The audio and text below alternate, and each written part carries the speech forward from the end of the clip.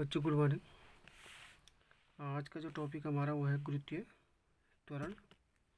इसको स्मॉल जी से डिनोट करता है, स्मॉल जी से। ठीक। तो गुरुत्व बल या फिर गुरुत्व बल गुरुत्वाकर्षण बल के कारण पृथ्वी प्रत्येक वस्तु को अपने केंद्र की ओर खींचती है। किसी वस्तु को ऊपर उठाकर स्वतंत्र छोड़ देने पर वह गुरुत्व के कारण नीचे गिरने लगती है, क्योंकि लगातार आकर्षण बल लगता है, इसलिए गिरते समय उसका वेग लगातार बढ़ता रहता है, अर्थात वस्तु की गति में त्वरण उत्पन्न हो जाता है। इसी त्वरण को गुरुत्वीय त्वरण कहते हैं। जैसे बच्चों मैंने आपको बता चुका हूँ कि गुरुत्व बल क्या होता है, गुरुत्वाकर्षण बल क्या होता है, कि जिस बल से पृथ्वी किसी वस्तु को अपने केंद्र की ओर खींचती है, अपनी ओर खींचती है, उस बल को गुरुत्वाकर्षण बल कहते हैं।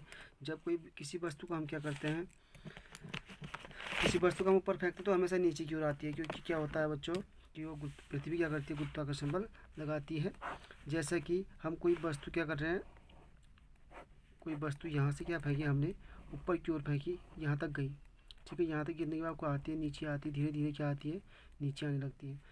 ठीक है, तो जैसे जैसे वो पृथ्वी के नज़दीक आती जाती है बच्चों, वैसे वैसे क्या होता है, गुरुत्वाकर्षण बल बढ़ते जाता है। क्यों? क्योंकि हमारा फॉर्मूला जो होता है गुरुत्वाकर्षण बल का, F बराबर G, capital G M1 M2 upon R square. ठीक है, आर अगर ज़्यादा होगा तो ये क्या होगा, कम होगा, यानी आर कम है तो ये क्या होगा, आपका ज़्यादा होगा। धीरे धीरे क्या है, दूरी क्या हो जाती है, कम होती चली जाती है, जिसके कारण से वस्तु जैसे जैसे पृथ्वी की ओर पहुंचती है वैसे वैसे इस बल का मान क्या हो जाता है, गुरुत्वीय बल का मान या गुरुत्वाकर्षण बल का मान बल बढ़ता जाता है, जिसके कारण से उस वस्तु का वेग क्या होगा बच्चों, बढ़ता जाता है। और उस वेग बढ़ने के कारण क्या हो जाता है, उस वस्तु में एक त्वरण उत्पन्न हो जाता है, जिसे बोलते हैं गुरुत्वीय त्वरण। इसलिए इस त्वरण को गुरुत्वीय त्वरण इसलिए बोलते हैं क्योंकि जो बल होता है, जो गुरुत्व बल है वो वस्तु में क्या कर रहा है, वेग उत्पन्न कर रहा है, ज़्यादा वेग क्या कर रहा है, उत्पन्न कर रहा है। या फिर ये भी कह सकते हैं कि गुरुत्वाकर्षण बल के कारण या फिर गुरुत्व बल के कारण क्या हो रहा है, उस वस्तु में त्वरण उत्पन्न हो रहा है, इसीलिए इस त्वरण को क्या कहते हैं, गुरुत्वीय त्वरण। ठीक है, मैं आपको पिछले जो सेकंड चैप्टर था उसमें भी पढ़ा चुका हूँ। एक त्वरण ये होता है ए वाला। ठीक है, एक जिसको हम त्वरण इसको बोलते हैं रेखीय त्वरण। ठीक है बच्चों, इसको याद रखना आपको कि इसको बोलते हैं रेखीय त्वरण। ठीक हो गया।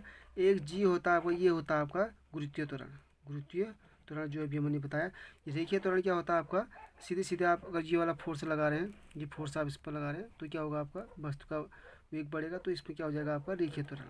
ठीक है, लेकिन ये जी जो होता है आपका गुरुत्वीय त्वरण होता है। गुरुत्वीय त्वरण इसलिए कि गुरुत्वाकर्षण ये त्वरण भी बल के कारण उत्पन्न होता है, ये आपको पता है। ठीक है, लेकिन ये त्वरण क्या हो रहा है आपका, गुरुत्वाकर्षण बल के कारण या फिर गुरुत्वीय बल के कारण क्या हो रहा है, उत्पन्न हो रहा है, इसीलिए इसको क्या बोल रहे हैं, गुरुत्वीय त्वरण बोल रहे हैं। ठीक है, तो अतः स्वतंत्रता पूर्वक पृथ्वी की ओर गिरती हुई किसी वस्तु के वेग में 1 सेकंड में होने वाले वृद्धि को गुरुत्वीय त्वरण कहते हैं। इसे जी से, स्मॉल जी से व्यक्त करते हैं, यानी पर सेकंड उसके वेग में जितनी परिवर्तन हो रहा है, जितना वृद्धि हो रही है, उसको क्या बोलते हैं, गुरुत्वीय त्वरण बोलते हैं। इसका मात्रक आशय पद्धति में मीटर पर सेकंड स्क्वायर होता है, जैसे उसका था वैसे भी इसका भी है। ठीक है, इसका मान जो होता है 9.8, इसी आता है क्वेश्चन 9.8 मीटर पर सेकंड स्क्वायर। इसको 9.8 को कहीं पर हम न्यूमेरिकल अगर हम सॉल्व करना हो, थोड़ा सा कैलकुलेशन टफ हो जाती है, तो इसलिए सीधे हम 10 मीटर पर सेकंड स्क्वायर भी आप रख सकते हैं। ठीक है, समुद्र तल पर जी का मान जो होता है 9.8 मीटर पर सेकंड स्क्वायर होता है।